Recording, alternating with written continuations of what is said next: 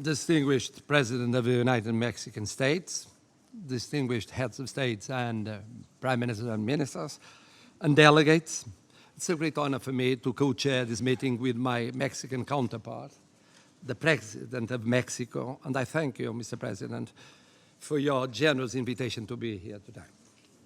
The management of large migratory flows is one of the main challenges that we, the United Nations, convened here, must face up to.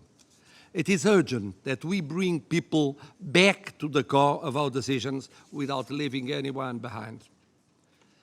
For me, it's quite clear that we need to translate the rhetoric of human dignity into reality by formulating concrete, realistic, and feasible responses founded on bold cooperation between countries of origin, transit and destination, and on a concerted action between states, international organizations, and civil society, while fully respecting human rights.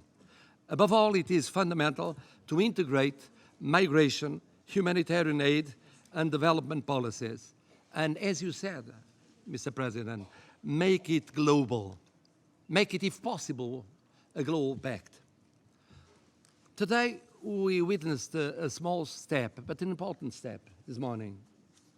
Both the protocol and the platform and the Declaration of New York are a restart, a beginning, not the end of the way, but the restart in the long, long, long path. Besides the most immediate hosting issue, the effective integration of those we receive, and most importantly, the factors that drive a human being to leave his or her country and take extreme risks with the loss of life in many cases, are matters of concern to us. To begin with the root causes, the cooperation between nations and civil societies needs to be much more effective, and that's difficult, in resolving conflicts, stabilizing political situations, stimulating investment, vocational training, and job creation in less developed countries. Such integration, however, implies afterwards freedom of choice and the right to education for young people. The continuation of their educational pathway, including superior studies, is a necessary condition of these youngsters to be able to rebuild, pacify, and develop their countries of origin in the near future. Facilitating access to higher education in emergency situations proves to be instrumental in fulfilling this goal and constitutes a key component of humanitarian aid. This morning, at the high-level meeting on large movements of refugees and migrants, I had the opportunity to mention the global platform for Syrian students, which Portugal supports, and which constitutes a program of emergency scholarships ensuring the admission of Syrian students into universities in 10 countries.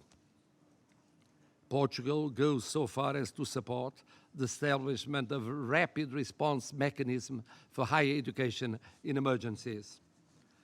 But then, it's just not only the superior studies, it's also bearing in mind the strategic plan for migration adopted in 2015, the promotion of the access to education to the children of all immigrants, and the access to the healthcare system to all residents, whether or not they have a regular status.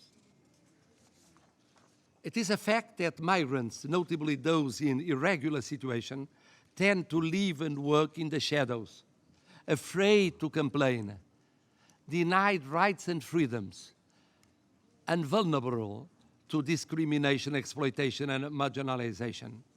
Human rights violations against migrants, including denial of access to fundamental rights, such as the right to education and the right to health, are often closely linked to laws and practice and to deep-seated attitudes of prejudice, racism, xenophobia against migrants. What I would like to stress, supporting your idea of a meeting in Mexico, it is the absolute need for a human rights-based approach to migration. one that places the migrant at the center of migration policies and governance, and pays particular attention to the situation of the marginalized and disadvantaged groups of migrants. Today's gathering provides yet another opportunity, it's not the last, to be one of a few, to reiterate our shared determination to guarantee the human rights of those who have already lost so much but shouldn't be allowed to hope for a better future. Migration concerns us all, and no state can, should escape from its obligations under international human rights law to protect and ensure respect for the human rights of migrants. Thank you very much.